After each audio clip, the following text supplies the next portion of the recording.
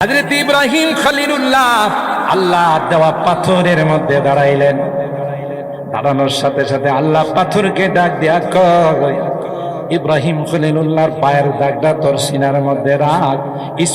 ইব্রাহিমের রূহানি সন্তানরা কিয়ামত পর্যন্ত আসবে রে, ওরা তাদের বাবারে খুঁজে পাবে না, অন্তত পক্ষে মাকামে ইব্রাহিমে যাইয়া গোল্ডেন গ্লাসের ভিতরে বাবার পায়ের দাগটা যেন খুঁজে পায়।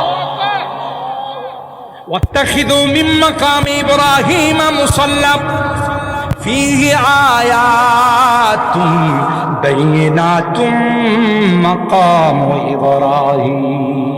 কাবার উপরের দিকে যাওয়ার দরকার হয়, কোনো বাটন টিপতে হয় না, কোনো সুইচ টিপতে হয় না, অটো সিস্টেম উপরের দিকে চলে যায়। সুবহানাল্লাহ।